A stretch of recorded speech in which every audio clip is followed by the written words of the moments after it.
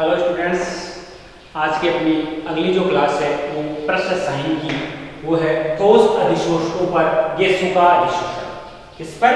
ठोस अधिशोषण पर, ठोस अधिशोषकों पर गैसों का अधिशोषण। इससे पहले अपन ने भौतिक व रासायनिक अधिशोषण पढ़े, जो किसके प्रकार थे?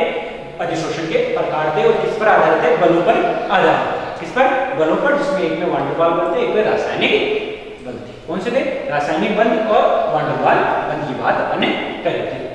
अगला है ठोस अधिशोषकों पर गैसों का अधिशोषण। गैसों क्या रहो? अधिशोषण। अब इसके अंदर पहला जो समझ में लाएगा वो है कि अधिशोषक,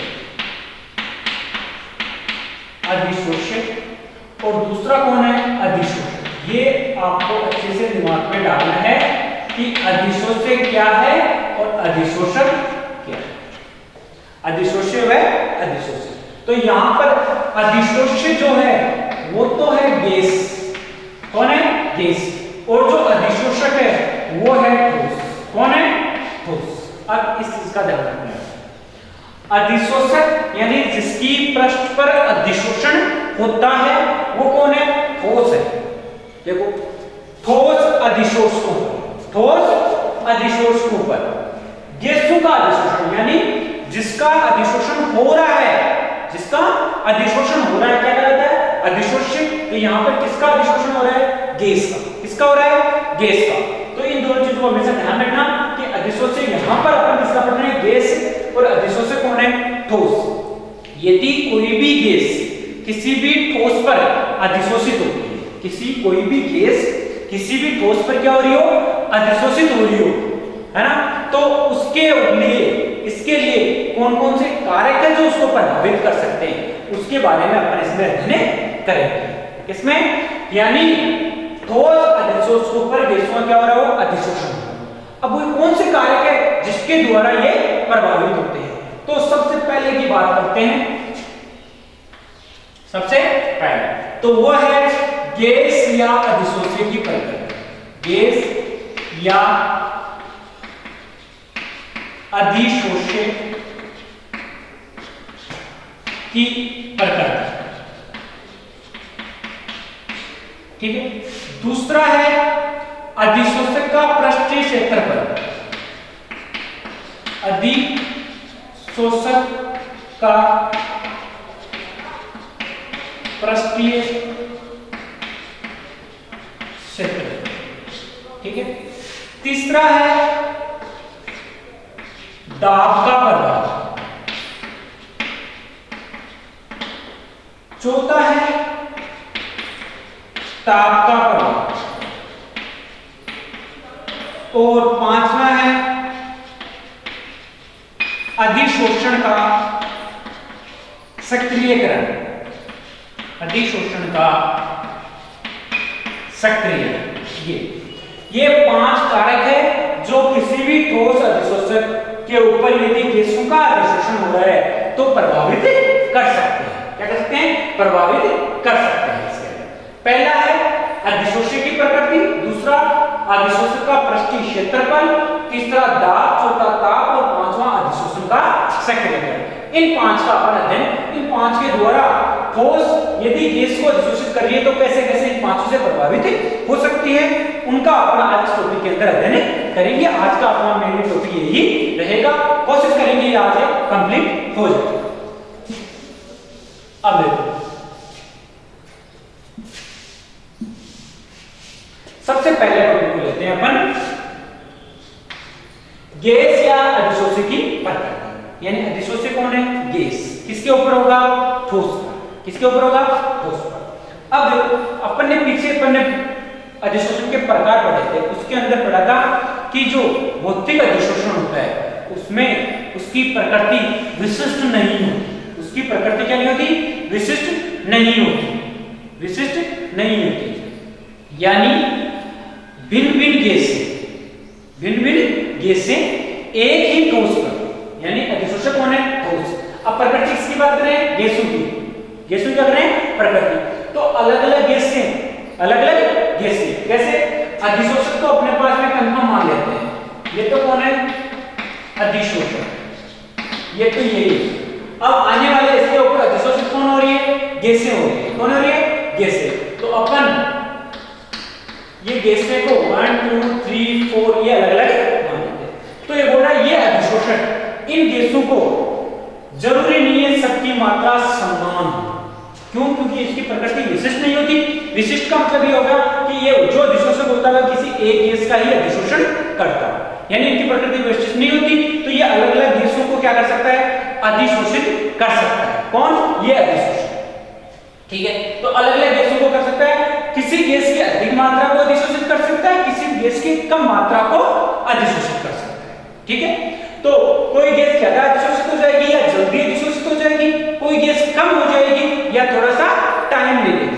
इसके अकॉर्डिंग अपन इन गैसों की बात करें तो ये बोलते हैं कि वे गैसें जो सरलता से द्रवित हो जाती है, वो गैसें जो सरलता से द्रवित हो जाती है, कौन कौन सी?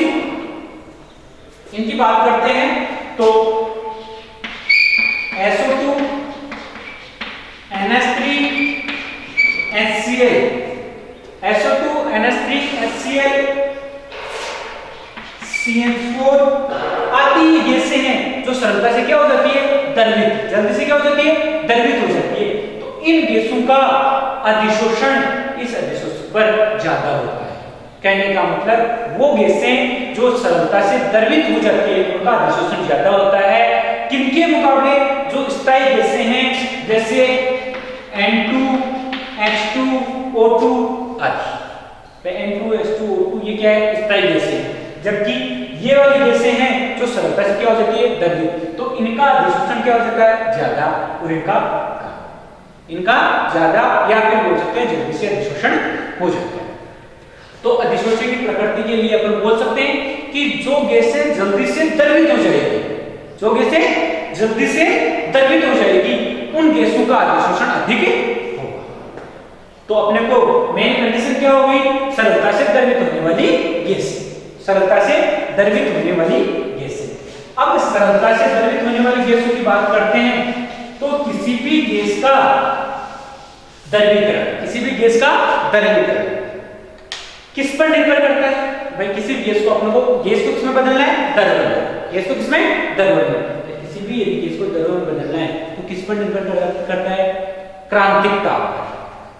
किस पर? क्रांतिक ताप पर। यानी कोई भी गैस का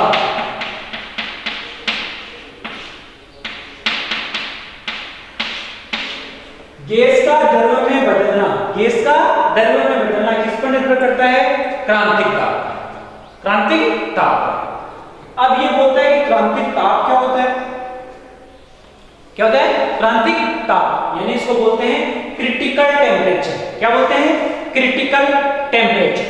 क्या बोलते हैं? Critical temperature. क्रांतिक ताप यानी जो गैसें द्रवित होती है वो किस पर निर्भर करती है? क्रांतिक ताप पर। तो बोला क्रांतिक ताप किसे कहते हैं? तो क्रांतिक ताप वह ताप जिसके ऊपर या उच्च ताप पर उस गैस को द्रवित नहीं किया जा सकता, चाहे अपन दाब कितना ही बढ़ा दें। समझ में आया मेरी बात? थोड़ा सा अच्छे से समझने की कोशिश करना है इसको। वह ताप जिसके ऊपर आप टेम्परेचर को कितना ही बढ़ा दो, या फिर आप ऐसे बोल सकते हो कि वह ताप जिसके ऊपर, उच्च ताप के ऊपर उस गैस को द्रवीकरण नहीं किया जा सकता, चाहे दाब को आप कितना ही बढ़ा दो। कैसे? कोई भी गैस है, कोई भी गैस है, उसका टेम्परेचर है, क्रांतिक ताप जो टेम्परेचर है वो माना 25 डिग्री या 30 डिग्री सेल्सियस। कितना है? 30 डिग्री सेल्सियस मान लिया आपने। अब यदि उसका क्रांतिक ताप 30 डिग्री सेल्सियस है, कितनी डिग्री है? 30 डिग्री सेल्सियस क्रांतिक ताप है, TC बोलते हैं। क्या बोलते हैं? TC, critical temperature. क्या बोलते हैं? Critical temperature. यदि क्रिटिकल टेम्परेचर उस गैस का 30 डिग्री है, कितना है? 30 डिग्री है, तो 30 डिग्री से उच्च यानी 31 डिग्री भी नहीं, 31 degree, 32 degree, 33 degree, in temperature पर इस गैस का द्रवीकरण नहीं, वो गैस द्रव में नहीं बदल सकती, चाहे आप प्रेशर दाब को कितना ही बढ़ा दो, बिल्कुल चाहे 1 कर दो, या फिर मैं बोलना चाहूँ आपको ऐसे समझाऊं तो इसके अंदर माना ये कौन सी गैस है, कोई भी गैस को मैं बताऊं, जैसे ये NH3 अमोनिया गैस है। कौन सी गैस है? माना कौन सी गैस है? अमोनिया गैस है। माना क्रांतिक ताप इसका 30 डिग्री सेल्सियस है। कितना है? 30 डिग्री सेल्सियस। ऊपर से अपने इसके ऊपर ये क्या लगा रखा है? प्रेशर। क्या लगा रखा है? प्रेशर। P क्या है? दाब। ठीक है, माना इसका 30 डिग्री सेल्सियस क्या है? क्रांतिक ताप। अब ये बोलता है कि क्रांतिक ताप से ऊपर, क्रांतिक ताप से ऊपर यानी 31 डिग्री, 32 डिग्री, 33 डिग्री, यदि मैं यहाँ पर इसका टेम्परेचर कितना कर दूं? 31 डिग्री, 31 डिग्री कर दूं। उसके बाद आप इस दाब को, आपकी मर्जी है उतना बढ़ा लो, जितना दाब करना है उतना कर लो, लेकिन ये गैस द्रव में नहीं मिलेगी, यानी इसका द्रवीकरण नहीं होगा। तो वह टेम्परेचर क्या कहलाएगा? ये 30 डिग्री टेम्परेचर क्या कहलाएगा? क्रांतिक ताप। किसका? अमोनिया। तो ऐसे बोलते हैं कि किसी भी गैस का वह ताप जिसके उच्च ताप पर गैस का द्रवीकरण नहीं किया जा सकता, चाहे आप दाब को कितना ही बढ़ा। तो क्रांतिक ताप समझ में आ गया। ये होता है इस एग्जांपल से याद रखना कि 30 डिग्री से ऊपर कितना भी टेम्परेचर कर लिया, चाहे 31, 32, 33, ये इनमें से कोई सा भी एक टेम्परेचर हो, उसके बाद इसका द्रवीकरण द्रव में नहीं बदल सकती, चाहे दाब आप कितना ही बढ़ा दो। ये क्या कहलाता है? क्रांतिक ताप। अब अपन ने क्या बोला कि ये जो गैसें होती है, जो द्रवित होती है, वो किस पर निर्भर करती है? क्रांतिक ताप पर। सो ये बोल सकते हैं कि जितना अधिक क्रांतिक ताप होगा वो गैसें उतनी ही सरलता से क्या होगी? द्रवित होगी, और उनकी अधिशोषण क्षमता भी उतनी ही अधिक होगी। तीन चीजें बोलती है अपन ने, क्रांतिक ताप, द्रवीकरण और अधिशोषण। जिसका क्रांतिक ताप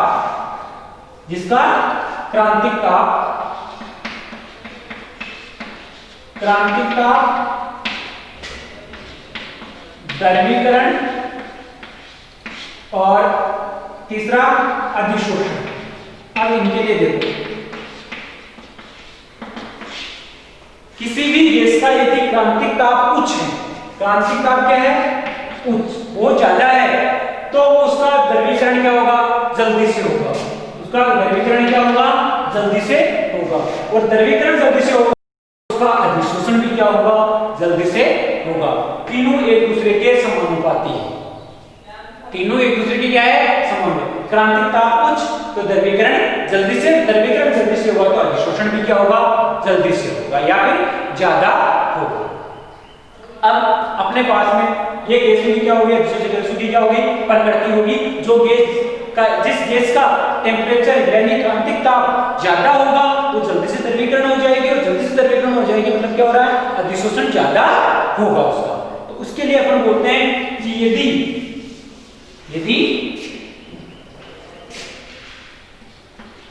1 ग्राम चारकोल, 1 ग्राम चारकोल जो किसका काम कर रहा है? अधिशोषक का। किसका कर रहा है? अधिशोषक का। इस पर यदि विभिन्न गैसों को अधिशोषित कराए, भिन्न गैस को क्या कराए? अधिशोषित कराए, तो उनका वाला क्रम क्या होगा अधिशोषित करने का? तो बोलते हैं कि 1 ग्राम चारकोल पर यदि अपन गैसों को अधिशोषित कराएं, तो उसमें सबसे ज्यादा क्रांतिक ताप किसका होता है? SO2 का। SO2 का 432 के समथिंग क्रांतिक ताप होता है, तो इसका क्रांतिक ताप ज्यादा होगा, तो ये जल्दी से द्रवित होगी, और इसकी अधिशोषण क्षमता भी क्या होगी? सबसे ज्यादा होगी। इसके बाद बात करें तो NH3, इसके बाद बात करें तो HCl, उसके बाद बात करें तो CO2, उसके बाद CH4, उसके बाद CO, उसके बाद N2, और उसके बाद में H2। ये 1 ग्राम चारकोल पर अधिशोषित होने वाली गैसें हैं, अधिशोषित होने वाली गैसें हैं। सबसे ज्यादा किसका होगी?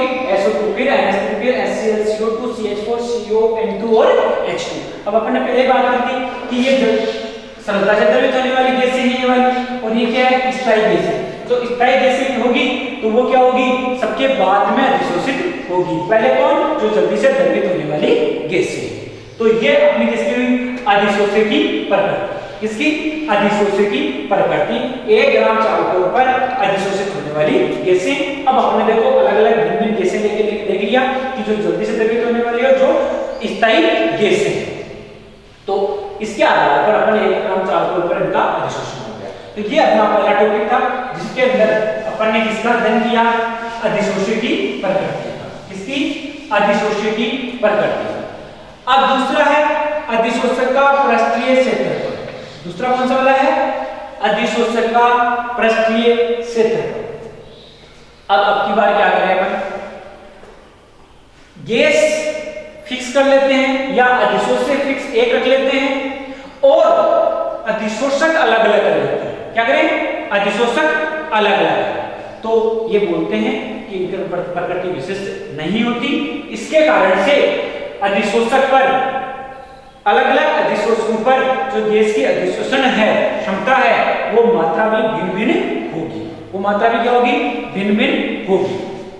जैसे ये एक गैस ले ली अपन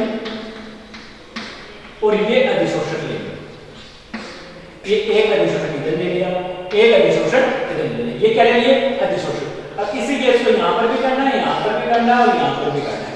तो यहां पर जरूरी नहीं है जितनी मात्रा यहां पर अधिशोषित हो रही हो उतनी की उतनी यहां पर हो, क्योंकि यहां पर चेंज क्या है, अधिशोषक चेंज है। ये अधिशोषक ए है तो ये बी है तो ये सी है और ये जेड फिक्स है ना। तो इसकी मात्रा अलग होगी, इसकी अलग होगी, इसकी अलग होगी। ये बोलते हैं कि अधिशोषक का पृष्ठीय क्षेत्रफल, अधिशोषक का पृष्ठीय क्षेत्रफल जितना अधिक होगा, अधिशोषक का पृष्ठीय क्षेत्रफल जितना अधिक होगा उसकी अधिशोषण क्षमता उतनी ही अधिक होगी, उसकी अधिशोषण क्षमता उतनी ही अधिक होगी।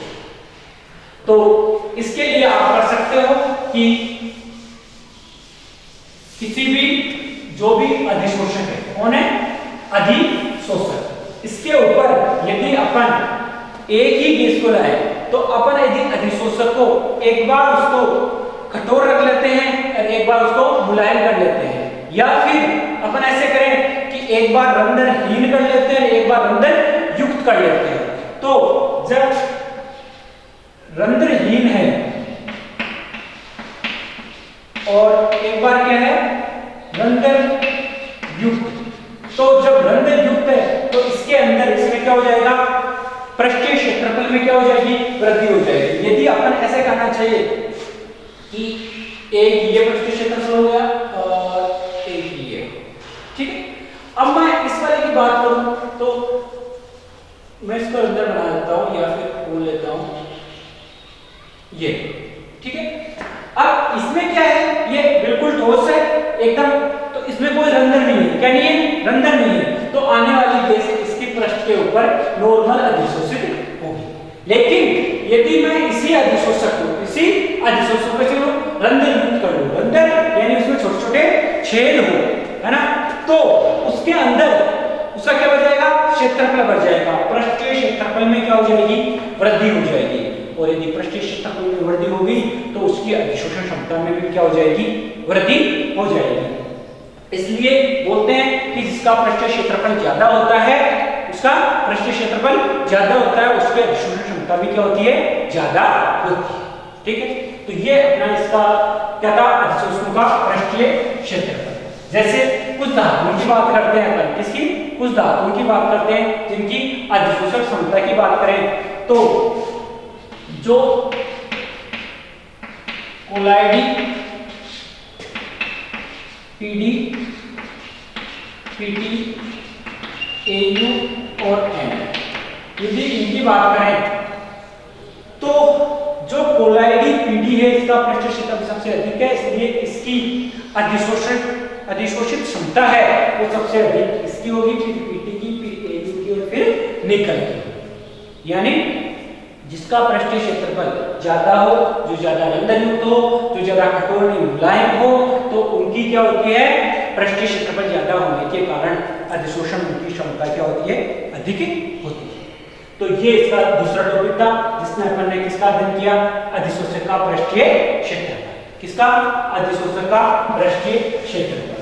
अगले टॉपिक के अंदर अपन दाब, ताप और अधिशोषण का सक्रियकरण इनका अध्ययन करेंगे। कल ठोस अधिशोषकों पर गैसों का अधिशोषण, किसी भी ठोसों के ऊपर अधिशोषण की बात करेंगे। तो आज का टॉपिक आप यहीं पर खत्म करते हैं, जिसमें अपन ने अध्ययन किया गैस या अधिशोषक की प्रकृति और अधिशोषक का पृष्ठीय क्षेत्रफल। जिसमें अपन गैसीय की बात, अधिशोषक की प्रकृति की बात करी तो अपन वहां पर इसकी बात करी जो गैसीय सरलता से द्रवित होने वाली होती है, तो उसके लिए टेम्परेचर चाहिए और टेम्परेचर कौन सा बोल रहा है, क्रांतिक ताप।